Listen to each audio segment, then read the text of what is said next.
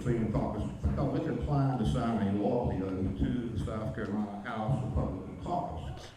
And basically the House Republican Caucus has been trying to get every member to sign a statement saying that if you're a member of this caucus, you will not say anything negative about the Republican Party and you are a member of what we're doing. Interestingly enough, they're trying to do the same thing to those of us who represent the county and the executive committee in Columbia. Myself, I'm as chair. I own the executive committee, and Tim's our executive committee manager on that committee. And they are putting forth to us a document that says, I understand that because of my role on the executive committee is different from average voters, how I critique our elected Republicans must be different too. I will not air my grievances with South Carolina Republican elected officials on social media, from my personal social media, or the county party social media. In other words, if you want to get anywhere, you got to be a member of the party.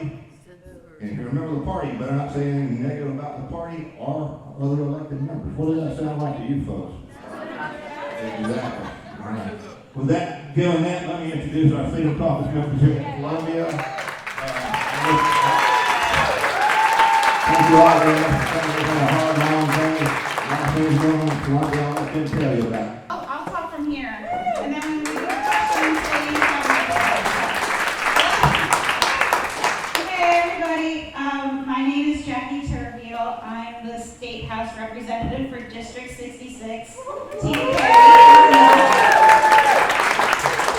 It is really, really great to see everyone tonight. There's some new faces of people that I haven't met. We've got friends here from Indian Land and Union County who've come up to see the Freedom Caucus, but also so many familiar faces. And I was telling some friends on the way back, I was driving up from Columbia today, and I was just saying that, you know, it's been a very busy, long week and exciting things going on in Columbia, but also, you know, can be draining. And so I just was really excited to see all of you today.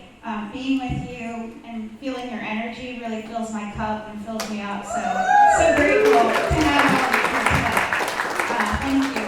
I don't want to talk about myself because I'm too much, because I, you know, want you to get the opportunity to hear from the members, and but I do want to say that I'm trying really hard to communicate to all of you what I'm doing in Columbia. And I know many of you have mentioned that you've received my emails and you've seen my videos, and I'm going to try to do more of those because I feel like, you know, you're getting some information out of it. If you are not on my email list and you want to hear about what I'm doing, please go to jackieforsc.com and sign up. It's not a plug. It's that's how I'm really going to be able to communicate to you on a daily basis, kind of what's happening there. Because you know, I had being in Moms for Liberty, going down to the State House for the last 3 years, being a grassroots supporter of the Freedom Caucus for years. You know, I thought I had talked to my legislators and I knew what it was going to be like in Columbia, and I kind of thought I had an expectation. And while I did, and I feel like I was prepared in many ways, until you get into it, you kind of don't really know what's going on. Some things are very strategic, and you need to know parliamentary rules and that kind of things. But some things I just had never really thought of, like how do they actually vote and put their name up on the board? Well, we have a little card in our desk that is your card that's coded to you, and when they say place your vote, you literally click a button. Yes, no, right? So it's just those interesting little details that I want to share with all of you about what my day-to-day is going to be like. So I hope that you will follow along with what I'm doing. One of the best things about, you know, there's a lot of people down there that want to help you. The staff at the State House is very helpful, and they want you to succeed. They're great. Other legislators at the State House also want to help you. They're very helpful. They want, as a freshman, they want to kind of show you the ropes if they can in many, many ways. So in that way, it's so great. And our local York County delegation has also been to me, trying to help me when I need help, when I have questions, to help me navigate things. So I appreciate that so much. But this group of individuals here, the Freedom Caucus, has really been a lifesaver for me because It's great to have people who share your values surrounding you when you're down there, right? We pray together every day.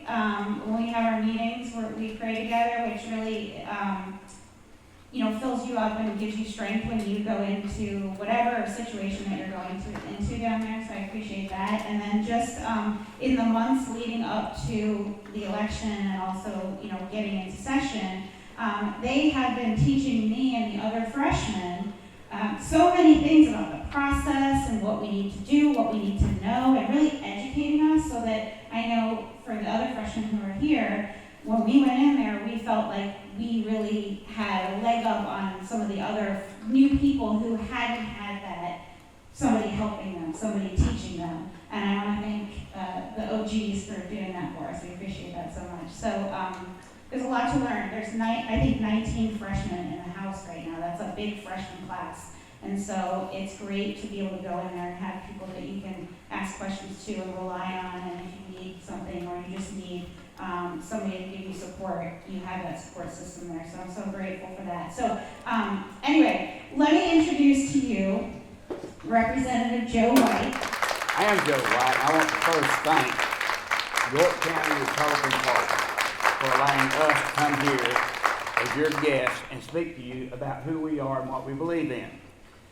I'm the long-winded one up here, but if my wife, Linda, would pick up a slip there, I'm going to give you everything you need to remember about my talk and a little slip before I make my talk. Usually, that one, yeah, just pass it out to everybody. Usually a speaker never tells you his punchline till the end. But I'm going to give you the punchline right here at the beginning, and as soon as everybody gets one of these, you can go to sleep. And wait till J. Kill Martin comes up and talks to you. Because this is the only thing I really want you to leave here with tonight. That slip of paper that tells who we are and what we believe in. So, there you have it.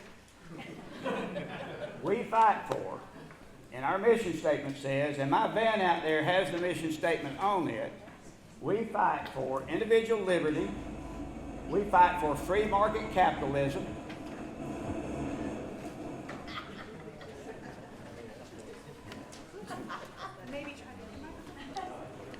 we fight for traditional family values, and we fight for smaller state government.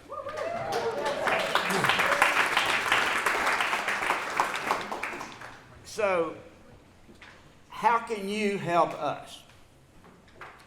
First of all, understand who we are. Understand what we fight for. And tell your friends and family members who we are and what we fight for. Now, I know I've never been a pastor, but I know that on Sundays, pastors preach their heart out. And on Monday, they say that 90% of the congregation has no idea what the pastor preached on Sunday. It's true. So, before you leave tonight, I'm going to give you another handout that tells you the three things that I'm going to talk about. So you can take that with you. So you don't have to keep it up here, you'll have a sheet. You don't have to take notes.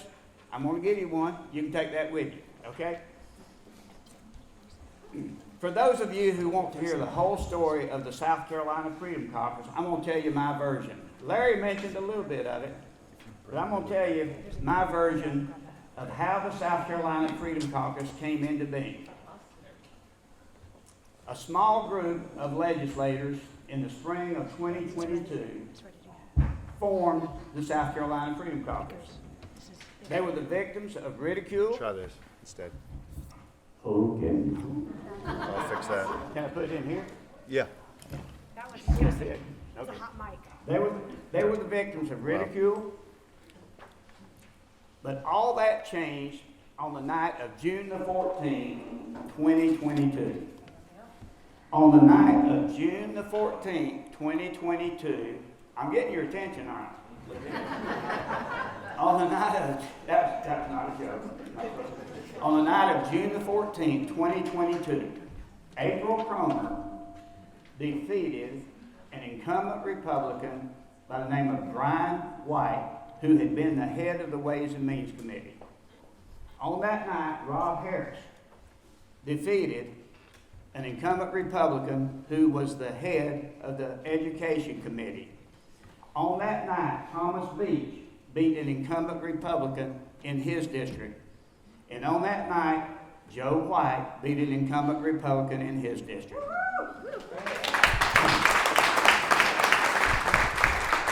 On that night, 3 other people running for open seats declared that they wanted to join the Freedom Caucus. So overnight, that ragtag bunch of 13 people became 20. The establishment panicked.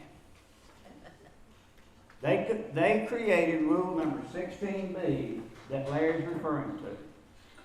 And I'm not going to quote it exactly, but here's what that rule 16B says. It says that you pledge, you sign your oath, you write your name down, that you will not campaign in any way against an incumbent Republican running for re-election if he's in good standing. I'm an Air Force veteran. I raised my hand that night. I'm also, at that point, I was the oldest freshman ever elected to South Carolina State House. I'm not anymore, I'm now the oldest sophomore ever elected to the South Carolina State House. But I raised my hand and I said, I've got some questions. Are you telling me that if my son, who lives in Greenville, South Carolina, wants to run against an incumbent Republican to become a state legislator, I cannot go campaign against that guy for my son? And 3 or 4 of them got in a little huddle, and they came back and said, that's correct, you cannot. I said, I'm going to ask you another question. Had I been here when those legislators had to resign because they were caught in corruption, and Bobby Harrell,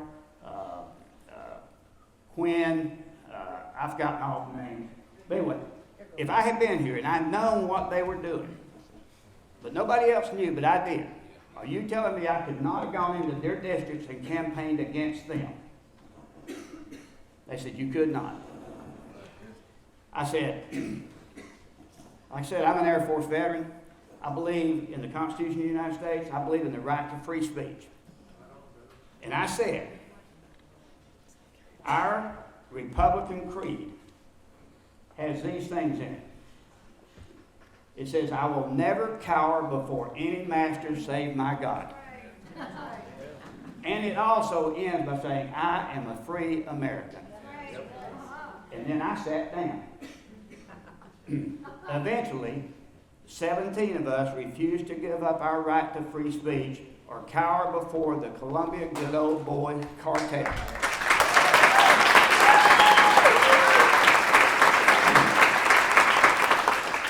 72 of them signed the oath and gave up their First Amendment right to speak freely during the election. They cannot speak against an incumbent Republican, or else they can be kicked out of the Republican caucus.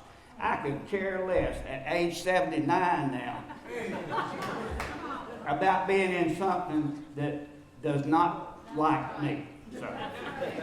So we do fight for those. Our mission statement is fourfold. We fight for those principles of individual liberty, free market capitalism, traditional family values, and smaller state government. How can the York County Republican Party help your freedom fighters in Columbia? Some of y'all know, and many of y'all have prayed for me. I was diagnosed with esophageal cancer last April the 22nd. I wrote a little story about my experience last year. I've got a copy up here. You'll be proud for all y'all to take a copy of what I wrote about my 12-month, 8-month experience, I guess. A few years ago, I wrote a little book called The Best Christmas Ever, and it was just different years in my life that I thought Christmas was special. Well, my son said, you need to write another chapter because you've overcome cancer this year. So you need to write a chapter about this being your best Christmas ever, which I did. And I've got a copy up there. Be glad to hand it out. That's 3 handouts now. Okay. But what happened during that year and how God chose to heal me made me believe more than ever in the power of prayer. Amen. So I'm going to ask you to pray for the Freedom Caucus. but pray for us individually. I've got a sheet that's got every name of every Freedom Caucus member on it, and I want you to take time to pray for us individually, because I believe now more than ever in the power of prayer. That's another handout. As you pray, remember the exhortation from the book of James. We're not just to be hearers and prayers. We're to do things to honor our prayers of faith. When I got diagnosed, I began to do research about what the best treatment was for esophageal cancer. And God led me to go to MD Anderson in Houston. And when I went down there, the third day we were there, a guy comes into the room and he says, would you be interested in going into a clinical trial that we're doing at MD Anderson? And I said, well, I guess. Well, he gave us a stack of sheets of things that could go wrong if we entered into that trial. And I took them home, we read them, I called back and I said, I want to be in the trial. The 11th person in the world to be entered into that clinical trial. And I'm convinced that God led us there, He put us in that trial, and that's the reason that He chose to cure my cancer. Now, some of you will recall the story of the blind man that Jesus healed, but he spit on the dirt, put it on his eyes, and he said, now go wash in the pool of Siloam. Well, I believe the pool of Siloam for me was MD Anderson Hospital. I believe, I didn't just pray to be healed. I had people put hands on me. I had people put oil on me. But I also got up and went to the pool of Siloam. And it was at the pool of Siloam that God chose to heal me. So, what you can do as you pray. A, spread the word about who we are and what we're fighting for. Spread the word. Do that one-on-one conversations. Do that on your social media. Let everybody know who we are and what we are doing, what we stand for. Number 2, connect with us. I've been passing around on a clipboard a way that you can sign up and get on our mailing list. Everybody that hasn't done that, that's not on our mailing list, we need your name so we can send you mailers when we're doing things. So if you would find that clipboard and sign up, be on the Freedom Caucus mailing list. The next thing is connect with us through Substack. How many of you are on Substack? Okay, see? Well, all of you should be on Substack. You can do that at SC Freedom Caucus Substack, and then Facebook, we're on there, that's South Carolina Freedom Caucus. On X, we're South Carolina Freedom Caucus. And, like I said, the South Carolina Freedom Caucus mailing list. So those are the ways you can connect with us. Then, you want to get real aggressive, help us find other men and women, either here in York County or around the state, in Beaufort, Sumter, Richland, Fairfield, Myrtle Beach, any district in South Carolina where we can find men and women who will join us in the fight for freedom. Like I said, I've got several handouts for you. Those things that I just said about the 3 things you can do to help us, it's a handout. So don't leave without one of my handouts. So I just want you to know that we are here for you, we love you, we appreciate you, and we are fighting for our freedom, for government of the people, by the people, for the people, and in government of the powerful, by the powerful, and for the powerful. I appreciate your time.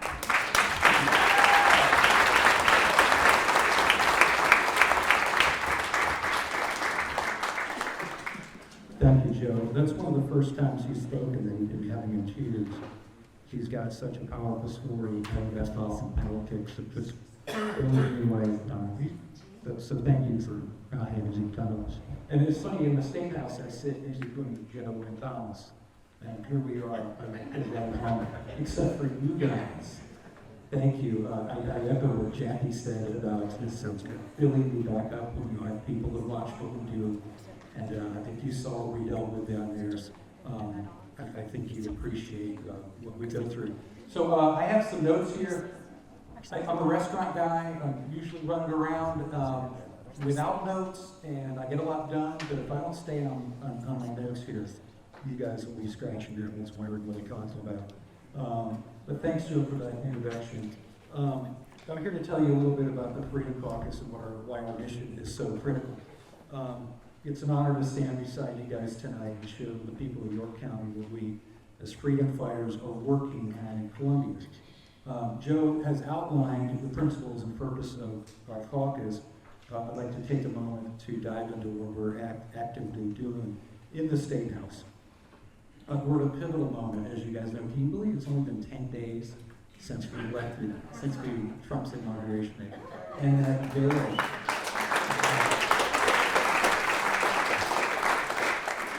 I don't know about you, but after the election, I slept in and I was waiting to turn the news and hear that Kamala was going to be the next president.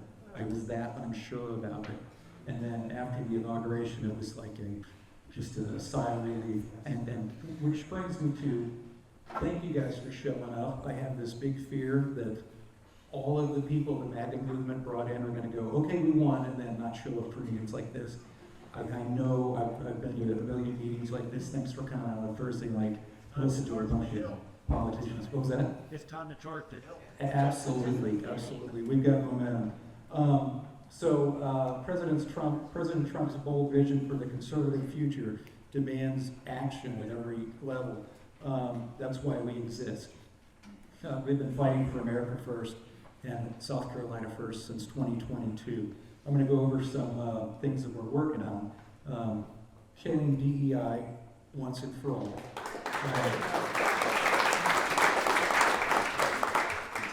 We budgeted 2 years ago as a freshman. We couldn't get DEI out of the budget. So as Freedom Caucus members, we found out what every university spent on DEI. And we presented amendments to take out that funding.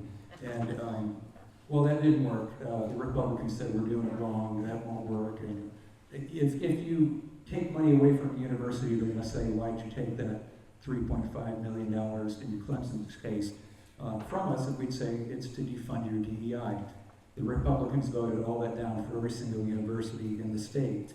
We're gonna do that again. We have a bill that's being presented either this week or next week by a friend of mine, Doug Gillum, to get DEI out of all the state departments, all the DTS, DRT. We've got whistleblowers that constantly are sending us, hey, look what they're pushing down our throats. So we've just got to hold them to that. We need you guys in that fight as well. If you know anybody working in those departments, ask and get us the literature, because they're coming to us right now and asking us for that money. And the president of USC the other day said, we're not doing any DEI. I speculate when we did that bill 2 years ago, or when we got DEI taken out, and the House passed a bill, but it didn't pass in the Senate. I'm pretty sure somebody in leadership, in the Republican leadership, told him, just change the name of it. And that's basically what they did. They didn't fire him on the Department of State there.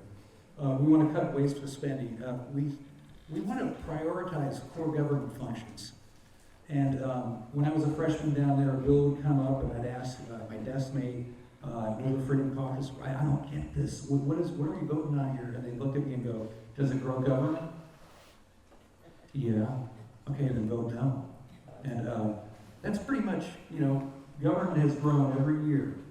And our budget has grown by billions of dollars every year. It's absolutely insane. This state is so wealthy, it's unbelievable.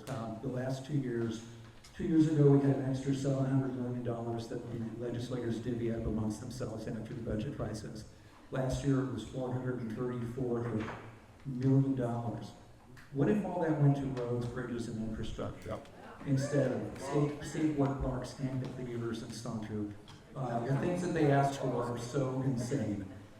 So we'd like to put an end to that. Securing our state agencies against illegal immigration. We're working to stop public benefits from going to illegal immigrants and to ensure that sheriffs who refuse to cooperate with ICE are denied state funds. We're going to restore law and order. Climate change nonsense. Amen. Anybody watch the governor last night? He is the leader of the climate change analysis in South Carolina.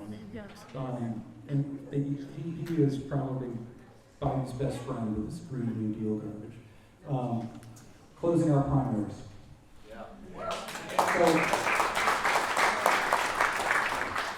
So there has been a close the primary bill when you go to committee. Get this, for 18 years. 18 years. I discovered when House leadership put somebody against me, a Republican, when I was at early voting in the polling place, people would walk up and greet me first. And I'd say, are you here for the Republican primary? They'd say, no, we're Democrats. They'd walk over to my Republican opponent and go, you got our vote. They were actively getting Democrats to vote against me. And if we don't close down Lindsey Graham, we'll, that's all we have to answer. So these are the battles we're waging in Columbia every day, and we'll leave you with some concrete ways you can help. Spread the word. It's amazing what the grassroots can do when we get involved. We saw the constitutional carry bill get much better when the grassroots got involved and people got informed and they started calling. We watched it go from, this is a great bill, to, oh, this isn't such a great bill, to let's fix this bad bill and make it better.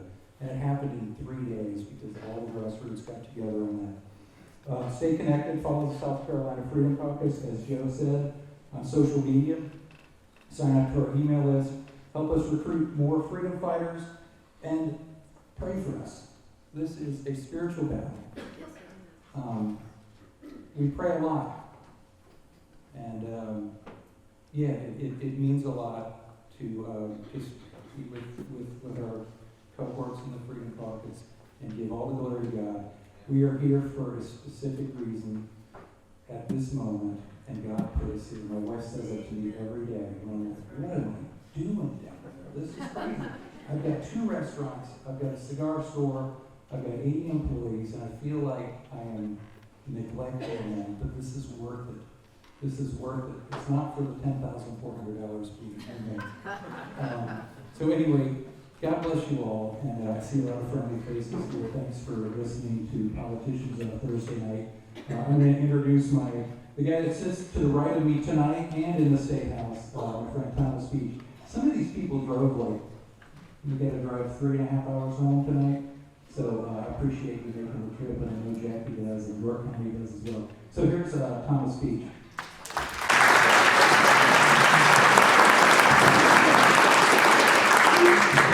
Thank you.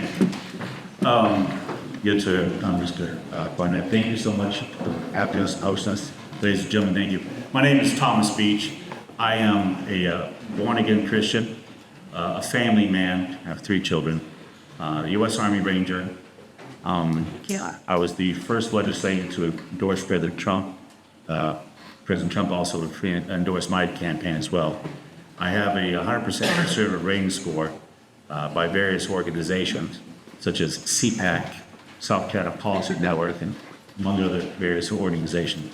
I have been cussed at by angry leftists in committee meetings. I've had 2 police escorts from angry men in dresses and purple hair. I've had death threats. I am currently being sued by the LGBTQ Action Fund, and a member of the South Carolina Freedom Caucus, and I was kicked out of the Republican Caucus 2 hours after being sworn in for my first time.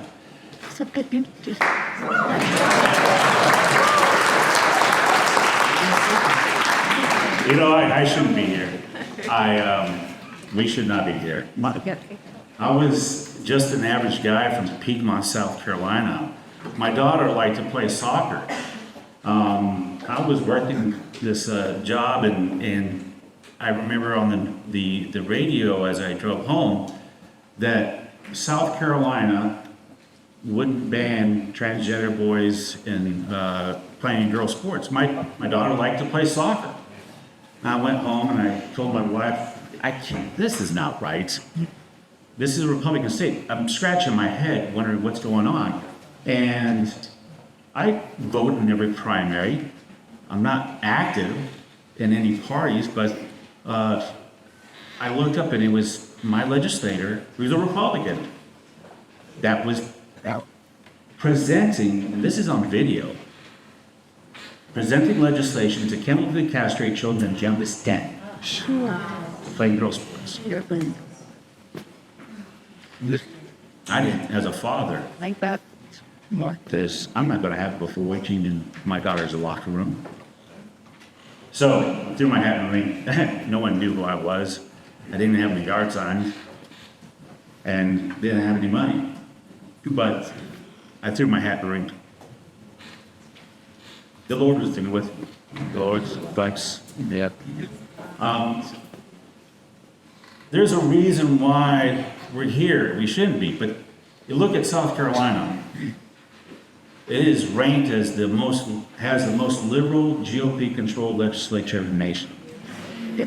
We have the highest tax rates in the Southeast, higher than Massachusetts and Rhode Island. Our state government, the employees, full-time employees, 50% more full-time employees that work for the state government than any other state area in Southeast. Wow. We spend, for the past dozen years, $1 billion extra every year. They just continue to spend your money. You know, South Carolina is still an abortion destination state. We spend your money to fund Planned Parenthood. And we put amendments to have that defunded, and we were voted down every single time. Our education system is ranked at the bottom 10 compared to other states. And so there is a need for conservative legislators, for conservative legislation. And we were all shocked when we saw $300,000 going towards orangutan enclosures, $250,000 for wine and food festivals that have a drag queen show, a petting zoo, BMX bike trails, $900,000 for a podcast. There's $400,000 for a museum in Nice, and their population is 200. There is, the list goes on. We're paying for Zumba classes, shared cooking recipe campaigns. Awesome. But these are all items in the budget, and every time we see them, we try, can we put an amendment? Can we redirect this money to roads and bridges, foster care? We have fragile children, medically fragile children, and in the foster care program, and they need funding. No, we're not going to do that. Instead, we're going to buy homoerotic art. Now, I'm not joking. We have spent money on gummy bear statues. Statues made out of gummy bears. And every time we put an amendment to try to redirect your money to actual core functions of government, you guys are extremists. You're obstructionists. You're just a radical. Well, I'm glad to be with y'all. Yeah, we're glad.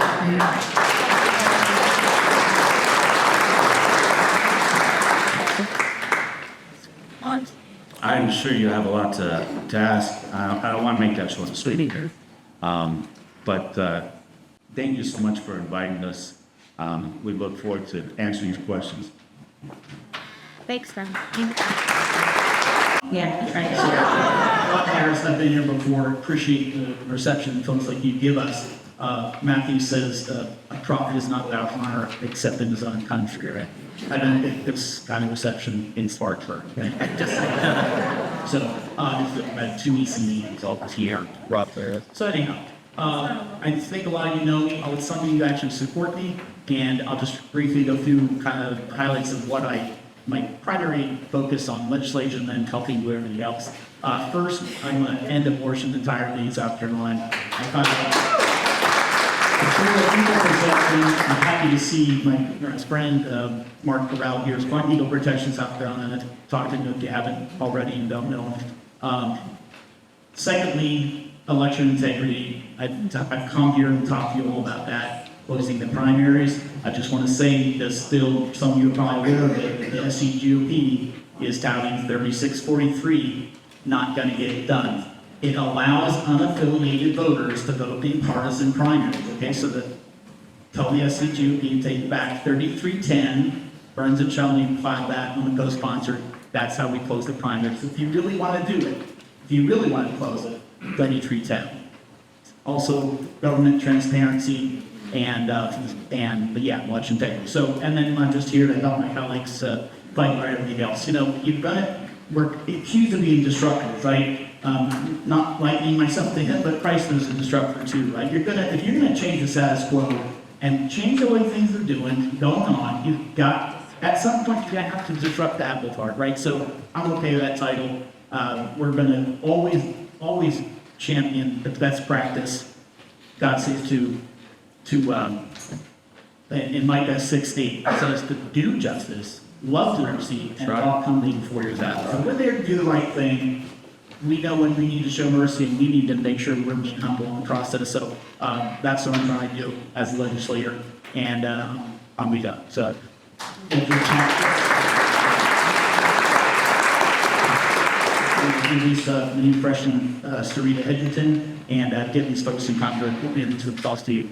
I'm Sarita Edgerton. I am in District 34. That's the west side of Spartanburg, Duncanmore, Reedville area. Jackie's about PFF in Columbia. We hang out together, we go places together, keep each other safe. Nobody's going to listen to either one of us, but I do want to say that Brandon Guffey and David Martin both walked in, so the other guys got announced too, so thank y'all for coming. I filed for office the very first day of filing. 2 weeks later, I got called a radical extremist. 3 weeks later, I got mail that said I had voted against clean water, police officers, and teachers. I'd never been in office before, so I wasn't quite sure what that one meant. So I've been called a radical, I've been called an extremist, I've been called a disruptor, but I'll tell you what, Donald Trump is the #1 disruptor as well.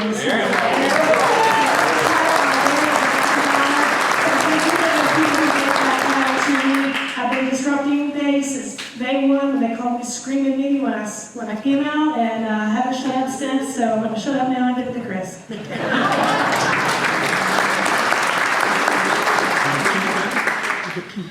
Thank you all for being here. I'm Chris Huff. I'm from southern Greenville County, and as far south as you get in Greenville.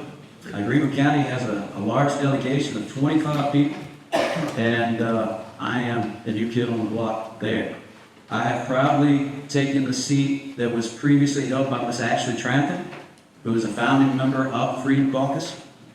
She also was the champion of the Save Women's Sports bill that Thomas spoke about.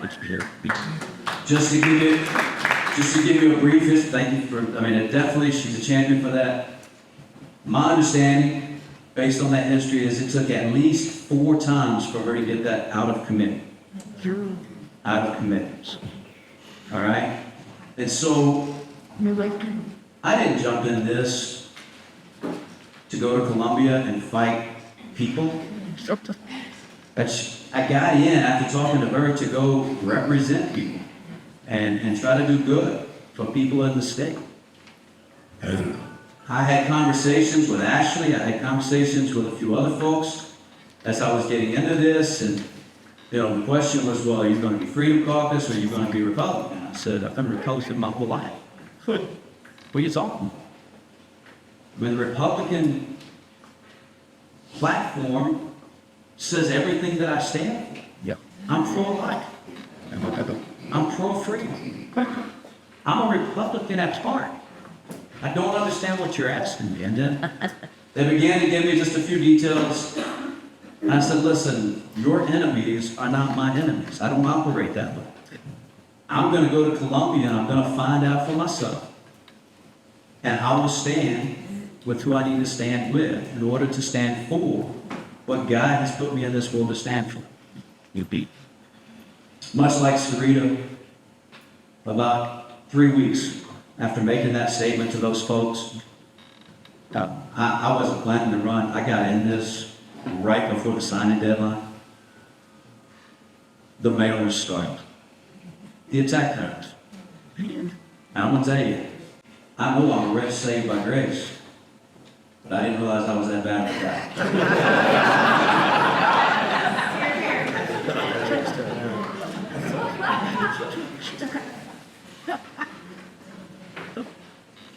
The attacks were vicious.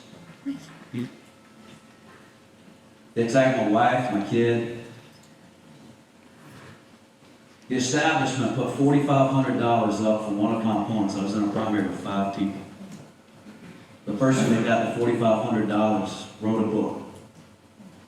One of the chapters is literally titled Diversity, Equity, and Inclusion. When you look back at her primary record, she literally voted against Trump in the last 2 presidential primaries before this. And that's who they were supporting to run against me. With Republican caucus money. And trash my name in my community. I didn't get thoroughly invited or vetted or even talked to by the Republican caucus. And that's okay. Because what I have found, I'm not a part of the machine. And I never will. I may be there for 2 years. And somebody else is raised up by my community or by God to take over. I'm okay with that. I'm not there to be a career politician. I'm not a career politician. I'm just a normal schmo from South Greenville. I've done a lot of things in my life. Now I get to say I've done this. I think what you're going to find, and I'll end with this, out of all of us here, the one thing that we all have in common, aside from our belief in God, we're not career politicians. Absolute power corrupts absolutely. And what we were shown this week is who believes they have absolute power. And they wanted to make sure we knew. I'm here to stand for freedom and for everything that America loves and everything that we were founded on. I thank you for your time.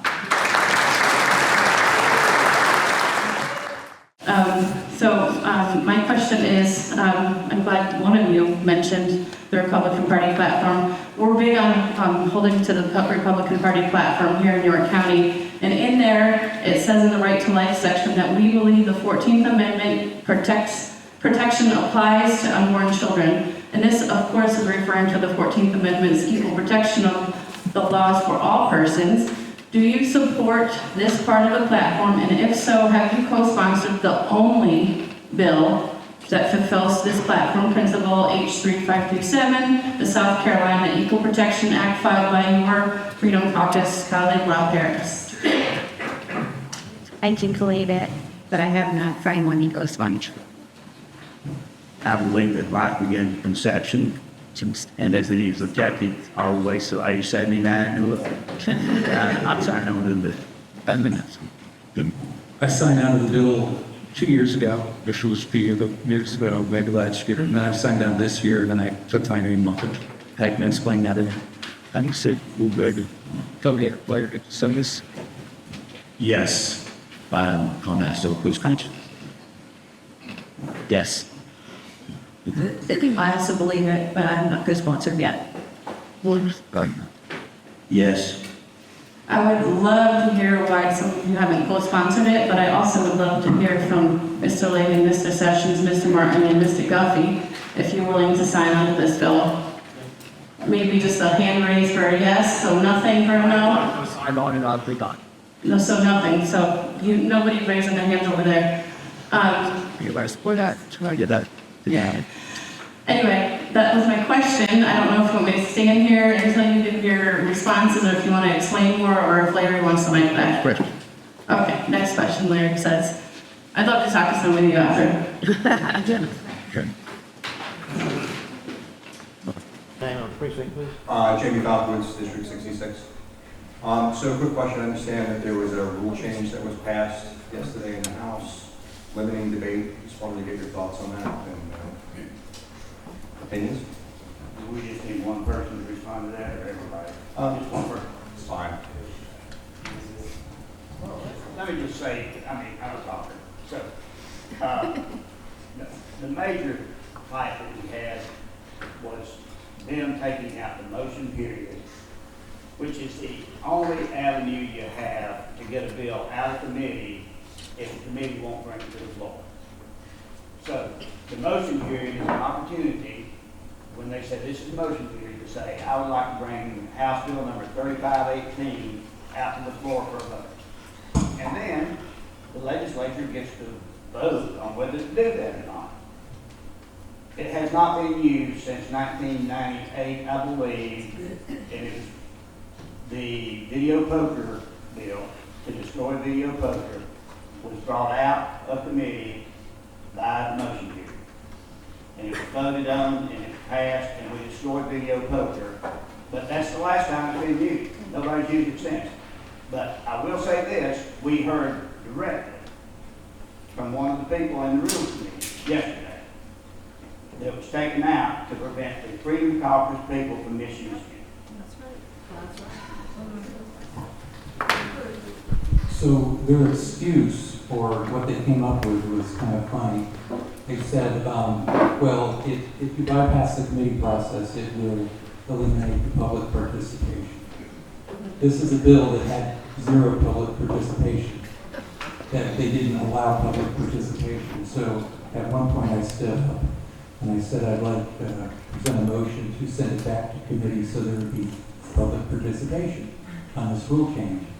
And the guy that was leading the efforts said, table it, and all the Republicans tabled that.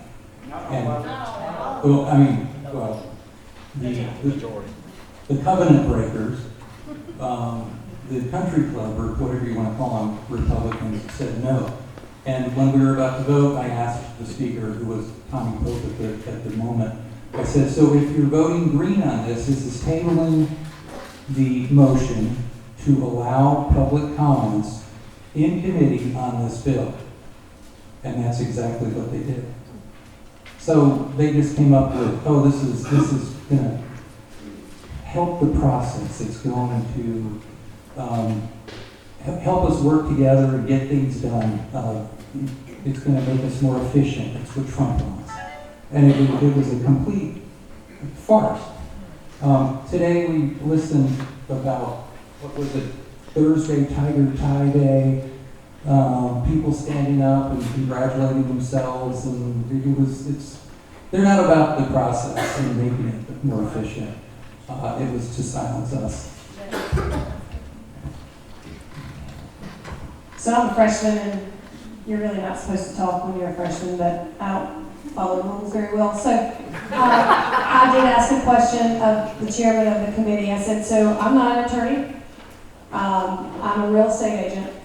And if I ask my clients to sign a contract to buy a house, but don't allow them to read the contract, I could lose my license to practice real estate and be sued and all kinds of stuff.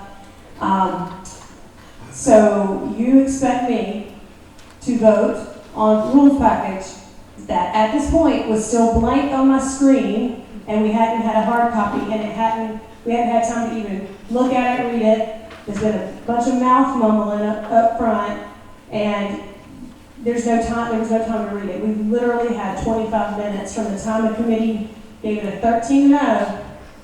By the way, some of y'all got text messages about how we voted for Democrats. Well, 2 of that 13 were Democrats.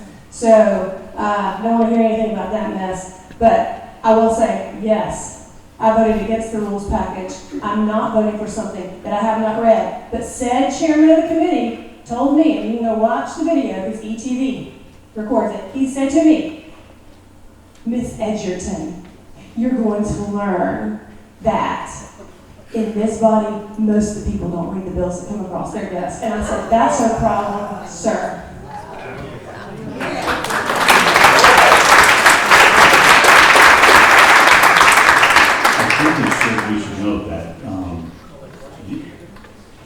the ability to call bills to the House floor to have a vote was taken away from us. And the bills now have to go through the committee process. Well, we have a supermajority of Republicans, and some of these committees are chaired by Democrats.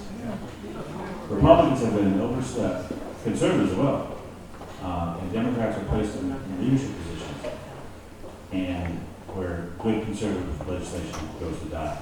Hey Thomas, why don't you tell us whose bills get heard and whose don't? Well, I think I know where you're going. Actually, They will allow Democrats' bills to be heard, but they will not allow Freedom Caucus bills to be heard. Got it. Thank you. Let me mention to you that we see the same thing in Columbia when Tim and I go down there. We walk into a meeting down there and they go through the normal introductory process, and then they start dumping documents on us, wanting us to sign them immediately. We took a vote on the how delegates are going to be selected from each precinct county this year. They didn't say a thing to it. They should have told us 2 weeks ahead of time what they were thinking about doing, giving us an opportunity to think about what we're doing, talk to our people, get opinions, and be prepared when we go to that meeting to discuss the issue in an intelligent manner. Man, the standard operating practice of the Republican Party in this state is to not do that, is to dump something on you the minute they want you to vote on it and not give you an opportunity to talk about it or absorb it. Thank you. All right, go ahead, Tom. Thank you, Larry. I'm a party crasher. My wife is with me here. We're party crashers. We're not from York County. Used to be. If you guys had had control of the Republican Party 5 years ago, we would still be here. But we left, terrified, moved out of York County and moved to Union County, where we started America First Patriots. And we love what you guys are doing. You know what an example you're setting for the rest of the state. You've got a conservative attitude. We respect the hell we respect the hell out of you for that. Thank you for that. And we love you guys too, every single one of you and all the ones back in Columbia. You're doing such great work for us. So here's my stupid little naive question. We keep writing these resolutions of things that we want the legislature to take up. They're going through our so-called Republican counties operation. Do you ever see them? Have any of you ever seen a resolution? My guy is, my EC from my county is on the resolution committee in Columbia. And I don't think any of our stuff even gets through to him. And if it does, it doesn't get any further than that. I see the ones from Lexington County because I'm really involved in Lexington County, but we don't see a lot of the other ones. And that is on the state party. That's why we need to find a good candidate to run against Rudy. Yes.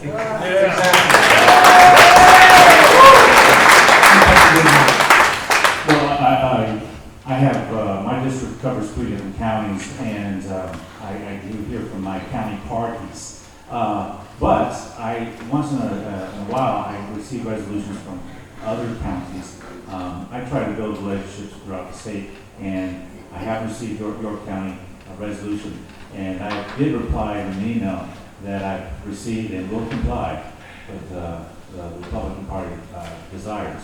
To your question,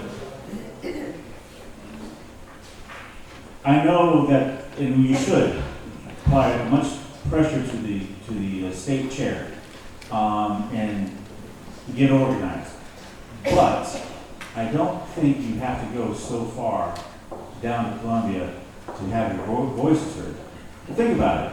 What's near and dear to your heart? Is it closing the primaries? Is it lowering taxes? Whatever issue is your priority, it's part of the legislative process. You need to see good laws being presented and passed, right?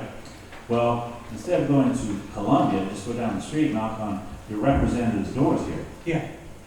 And put them in the hot seat. Ask them questions. Why isn't this happening? And if you're not satisfied with the answer, get another Freedom Caucus member in the State House. Thanks, Tom. And it's funny because you contacted me last week and you said, would you be my backup? And my resolution for DEI is ready to go, but so is Doug. Well, pressure work. And I tell people, I'll say it in this room, meet with your legislator. And if they disagree with you, look them in the eye and say, I'm going to find somebody to run against you, or I'm going to run against you. They only understand political pressure. And find somebody to run against them and throw all of your energy and money into that. Very good. I want to share a quick story. I'm so sorry. So when they, we get hit every week with some negative text message or mailer or whatnot, and so they sent a mailer to our districts and offered $50,000 to run against me. And my wife got that in the mail. She's like, $50,000? No, she's from Brazil. I gotta get that. Brazilian accent. $50,000, Tomas? I'll run against you.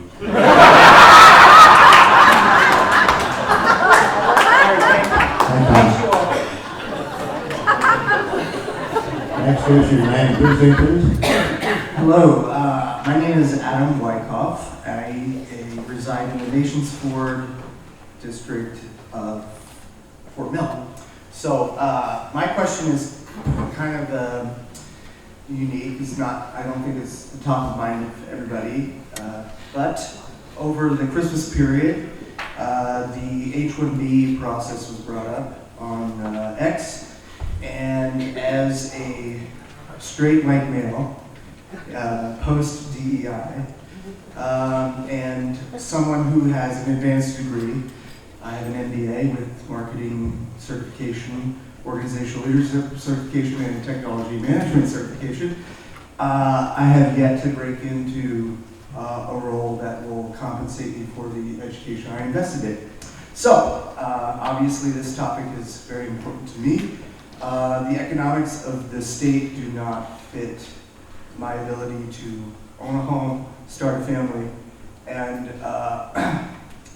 find employment. I currently work in North Carolina and bring that money back to Fort Mill every day. So I'm happy to stay here. I've built a life in the last 10 years, but it's not the one that I thought I'd had at the age of 39.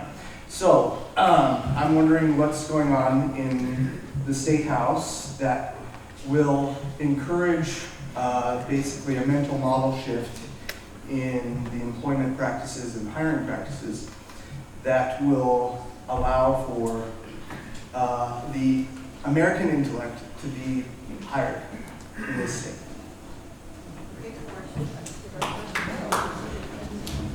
Man, that's complex.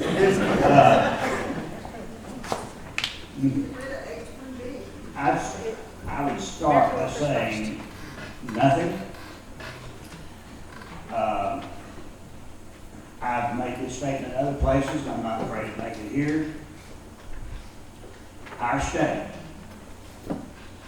is being run by a few very wealthy business people, one of whom was just named as Secretary of the Treasury, richest man in South Carolina,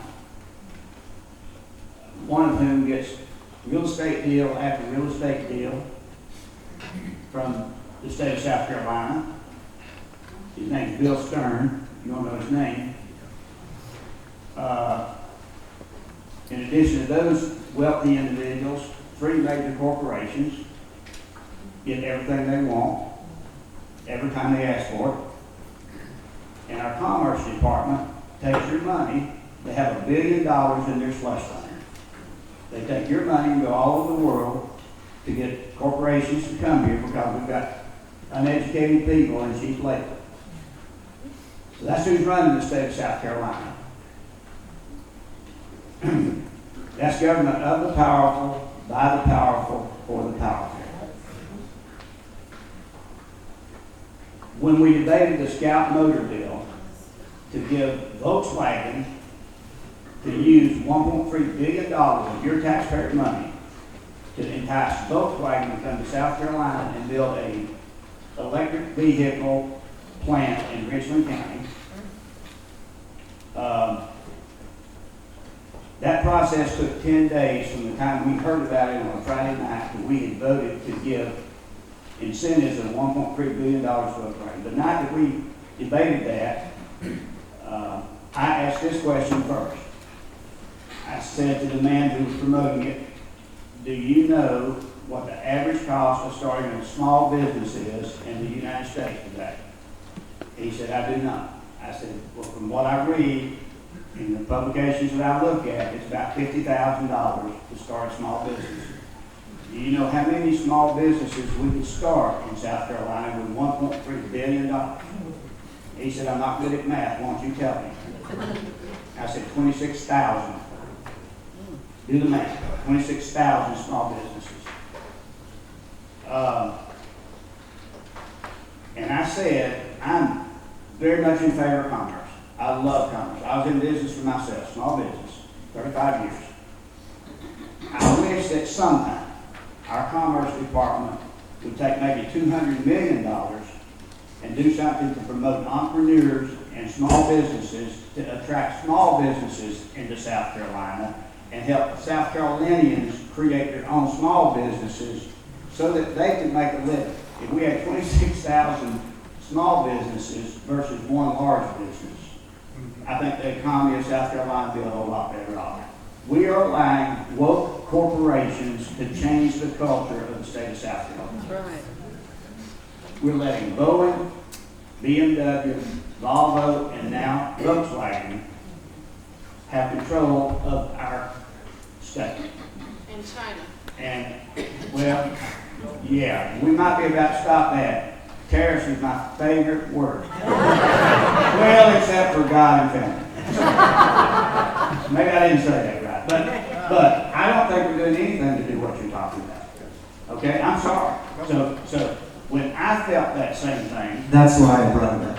Because I don't think it's a topic of conversation yet. When I felt that same thing when I was a young man, I started my own business. And I would suggest to you that that might be the best avenue.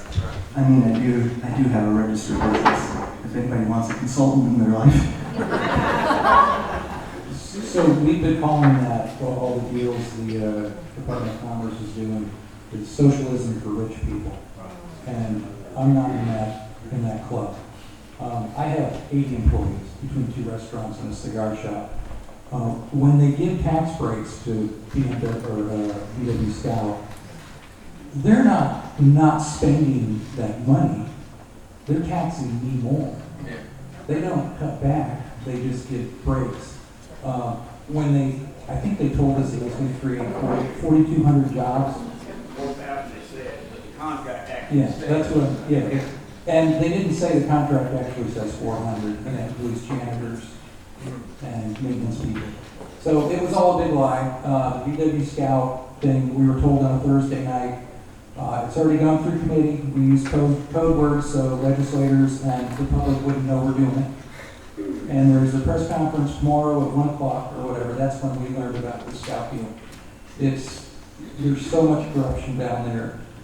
We should be down to their pitchforks. I've got a handout, believe it or not.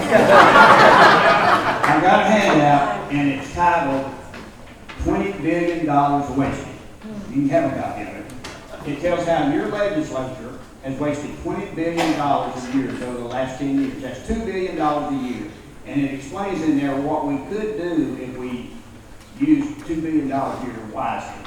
But it tells how our legislature has wasted $20 billion of our money over the last 10 years. I'm going to go with crack. There's a book I read once upon a time called The 5,000 Year Leap. Yeah. So basically, let's go back, maybe I'm doing this right, but 10,000 years, the main mode of transportation, walking, horses, sail ship, right? Fast forward at 5,000 years. Not much has changed. Still horseback, still wagon, still walking. And during these thousands of years, empires have come and gone. Countries have risen and fallen. But in 1774, the United States, on this one spot of the globe, something happened. Because in our 250-year existence, penicillin, refrigeration, the internet, we put a man on the moon.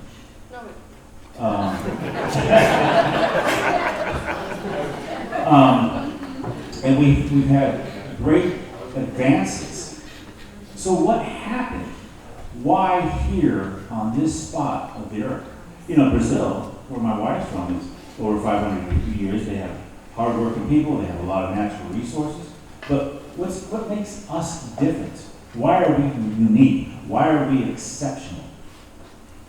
It was Thomas Jefferson who wrote a letter to King George explaining the why. Remember this. The role of government is to protect life, liberty, and the pursuit of happiness. This is what made us exceptional. So if we look at any policy, any law or regulation, and you weigh the measure, does this policy defend and protect life, liberty, and pursuit of happiness? It's a good law. Why do we like national borders? It protects life, liberty, and pursuit of happiness, doesn't it? Why are we against abortion? Abortion takes away life, liberty, and the pursuit of happiness. So you can weigh and measure any of these bills or laws. Does it protect what God gave us? You know, isn't it amazing how successful you'll be if you put God in the middle of your marriage, or your business, or your friendships, and even your government?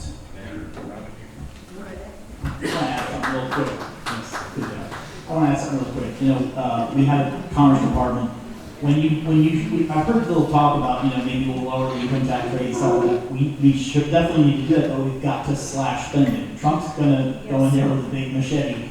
And when all that capital is tied up, all that tax money is tied up in commerce and picking winners and losers and letting the state try to decide what company to give your money to, slash the spending, get rid of the Commerce Department. When you start doing that, people are going to start up companies like in the businesses like you do. You're going to free up all that capital for startups and all. It's going to kick-start the economy, right? I mean, and just grow businesses, start all over the place. But we're tying up our money and our capital in the Commerce Department and letting them pick winners and losers. We've got to slash the spending. You folks got time for one more question. We're going to run out of time. You got 5 more minutes, one more question, sneak in here, right? One quick one. We'll stay late, we want more. Larry Bird, Dawson Celtics. Mason Ford. I thank you very much for your stand on pro-life. I have a question for you. I think this is for Rob. Specifically this year, is it true that you have to have a special order to get the pro-life bill out this year? The Speaker of the House controls who's on what committee. The Speaker of the House controls what chairmen are chair those committees, including Democrats. So the Speaker of the House, Merle Smith, controls what legislation gets out of every committee. Let's be very frank about that. Merle Smith controls it. So if he doesn't want it to get a hearing, it's not going to get a hearing. Does that answer your question? What's going to happen this year? No? Is it going to happen this year? Yep. I'm not going to say. I might have some ideas about that. Okay. I got one more thing and I'll get out of here. That bill you have, I haven't studied it that much, but does it eliminate the mail-out prescription pill for abortion? It does not. My bill does. Well, it doesn't ban them from coming in here, but it criminalizes abortion pills. Bill, okay. Because 60% of the abortions are right, and they can do it right there anyway. Thank you for what you're doing. God bless every single one of you. Thank you for your courage and resolve. Thank you. Thank you. Thank you very much. Let's give these right